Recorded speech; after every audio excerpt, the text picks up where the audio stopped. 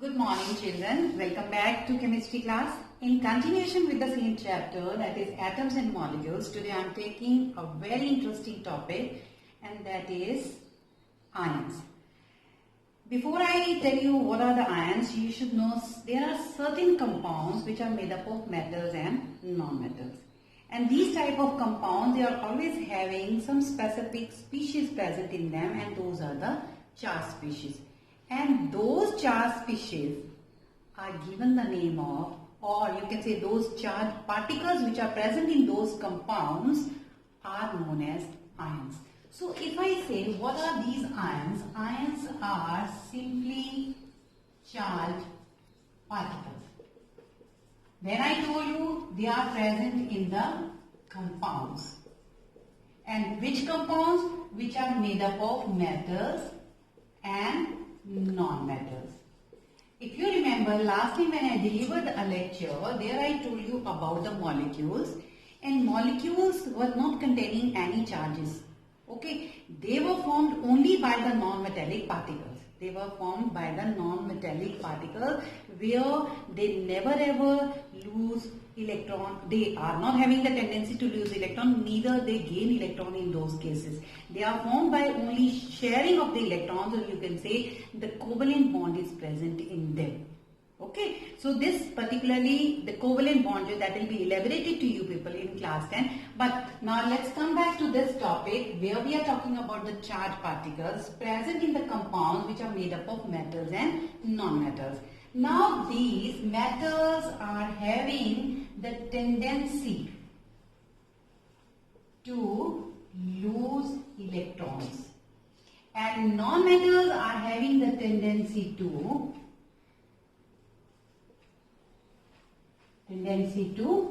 gain electrons.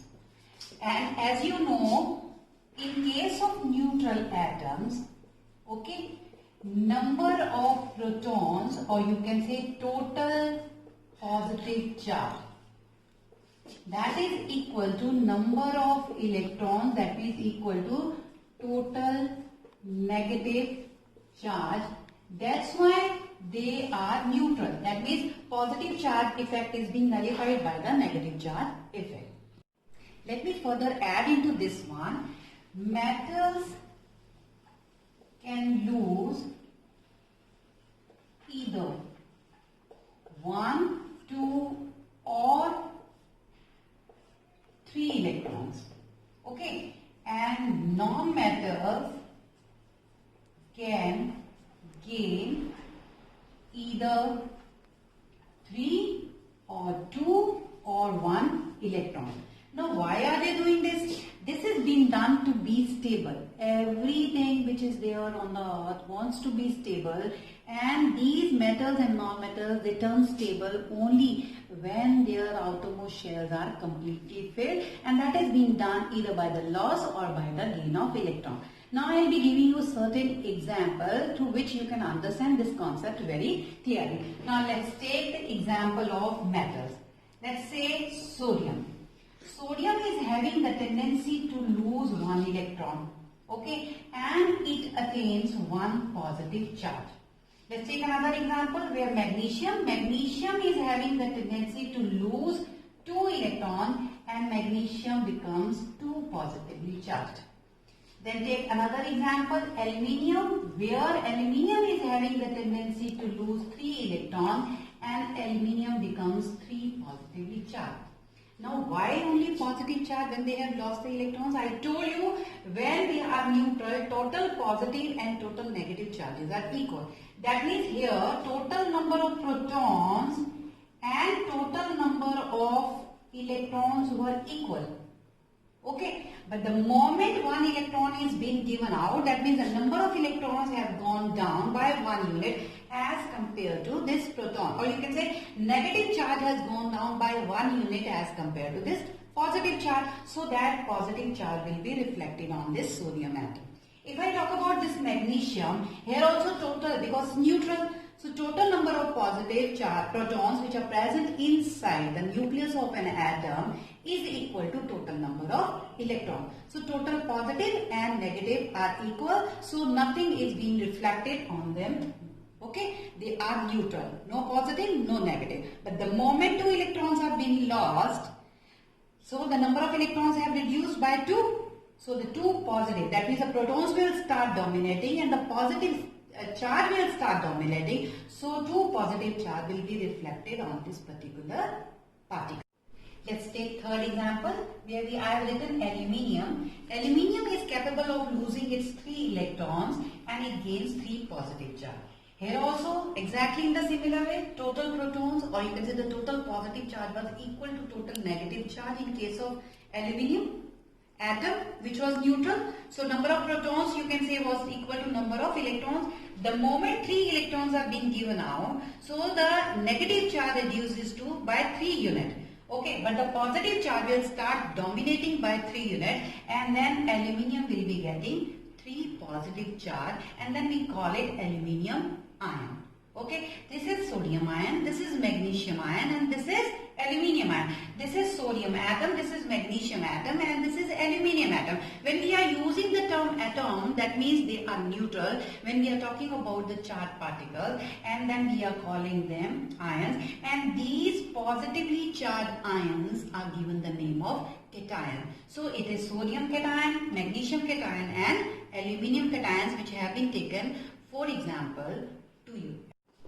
Let's take the example of a few non-metals: nitrogen, chlorine, oxygen. Now what they can do, they are having the tendency of gaining the electron. Nitrogen can gain 3 electrons and it can get 3 negative charge. Chlorine is capable of gaining 1 electron and then it forms 1 negative charge particle. Oxygen can gain 2 electrons and it forms 2 negatively charged particles. Now how is this happening? As I already told you, these are the neutral particles. That means they are the neutral atoms. Here the total positive charge is equal to total negative charge. That means the total number of protons are equal to total number of electrons. The moment 3 electrons are gained, that means which charge will start dominating? Definitely the negative charge. Okay, if 3 electrons are extra then as compared to the protons, so 3 negative charge will be attained by that particle, and this is nitrogen anion which has been formed. In the similar way, here chlorine, total protons and total electrons were equal. That means total positive and the total negative charges were equal.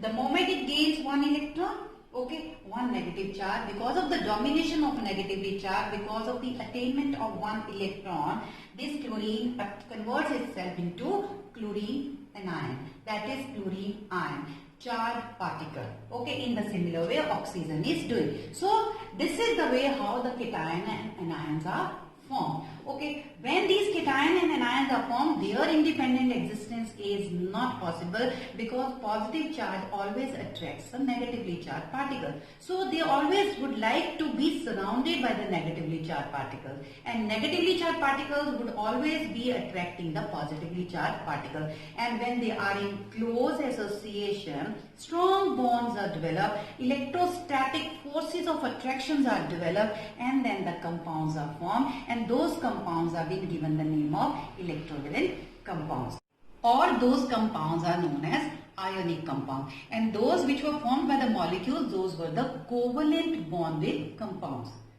Now once you are through with this one, many questions are being asked, or in the exam also, like they may ask you what is the difference between cation and anion. Okay, so you will say these are positively charged, these are negatively charged particles. These are formed by the loss of electrons, these are formed by the gain of electrons.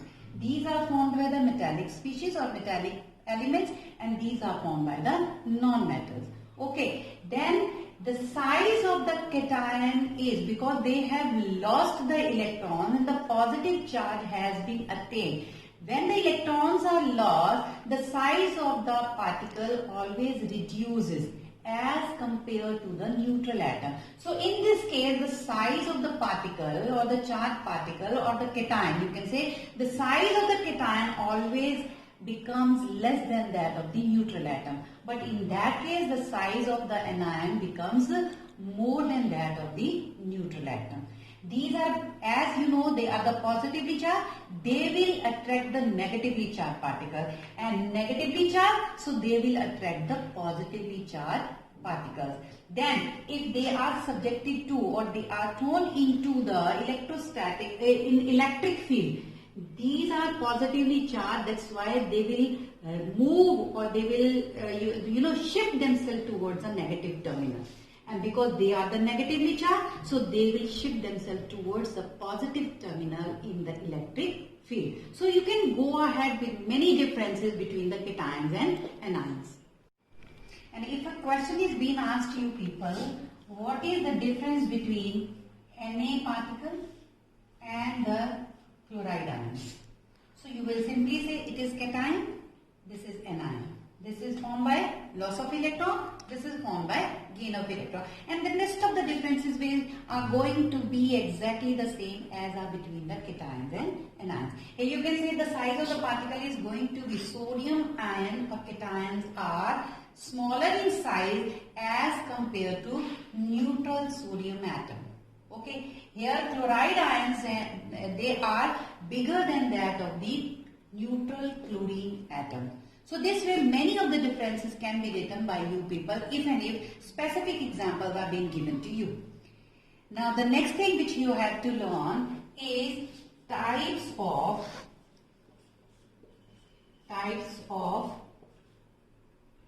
cations and anions depending on the charges. Okay, so these are monovalent, divalent or trivalent. What is this monovalent? Means valency or the charge is only one. Like you have written sodium ion, this is monovalent. Then you have written Cl minus, this is monovalent. You can go for fluoride, monovalent. Sodium and in the similar way, potassium, it is monovalent. Only one, either positive or the negative charges are present. That means anion and cations can be monovalent. If they are talking about the divalent, let's say magnesium, it is divalent. Okay, in the similar way, oxide, it is divalent, 2 negative charge. Then you can go for sulfide with 2 negative charge. These are all divalent. Okay, trivalent, let's take example, aluminium. Aluminium is trivalent. Okay, in the similar way, nitrogen, when comes in the form of ion, nitride, that is also a trivalent particle.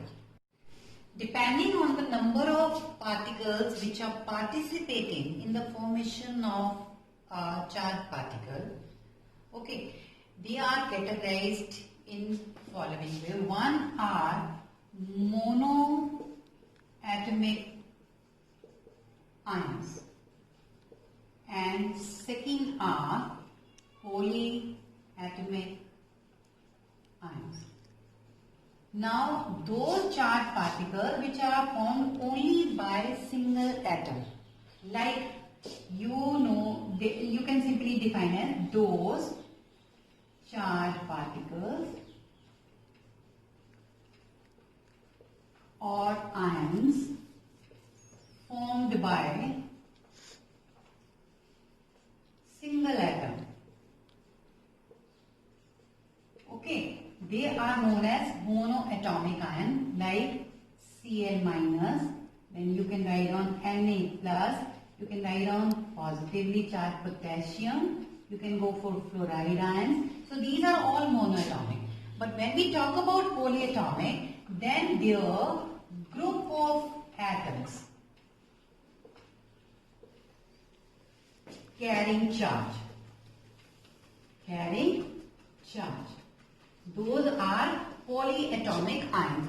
And here you can go for NH4 positive. Then you can go for SO4 2 2 negative. Then you can write down PO4 3 negative. So here a group of atoms is carrying a charge. So these type of charged particles are given the name of polyatomic ions. Okay, monoatomic are also being seen. Okay, these are monovalent also I have given you, and these are the monoatomic ions also. That means they are made up of only one single atom. It is not necessary that monoatomic ions cannot have more than one charge. They can have, like aluminium. Aluminium is having the charge of 3 positive. That is also a monoatomic ion. Now once you are through with this one, I told you that cations are being formed by the metals. But there I forgot to tell you one exception, that is H plus. This is a non-metal, but it is forming cation. And in the similar way, one polyatomic ion, this is also formed, which is positively charged. Most of the polyatomic ions you will be finding negatively charged. Only one polyatomic ion is existing in the positive, with the positive charge, that is ammonium. This ammonium is also non-metallic. Okay, positively charged, but it is not made up of metals, it is made up of non-metallic atoms. Now I hope you must have understood what I wanted to convey through this video to you all. Try to go through at least twice so that you understand all the concepts. So next time I'll be coming up with how these charged particles are participating in the formation of ionic compounds. Then how to find out the molecular and the formula unit masses of the compound, and further we'll be shifting ourselves to the mole concept. Till then, stay at home, stay safe and study hard.